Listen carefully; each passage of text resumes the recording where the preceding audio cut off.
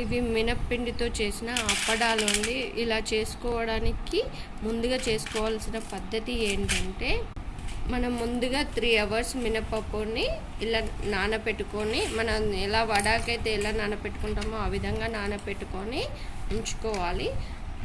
వడకి మనం పులవకుండా చేస్తాం కదండి, అలా చేసుకున్న తర్వాత ఇలా పెట్టుకోవాలండి. చిన్నగా పెట్టుకోవాలి. ఈ విధంగా పెట్టుకున్న తర్వాత ఇవి ఎండలో పెట్టాలండి. 1 డే ఎండలో పెట్టిన తర్వాత ఈ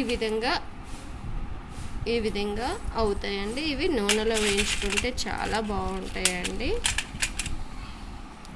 ఇదే విధంగా పెసర అప్పడాలు కూడా చేసుకోవచ్చు, పెసరపప్పుతోటి కూడా చేసుకోవచ్చు.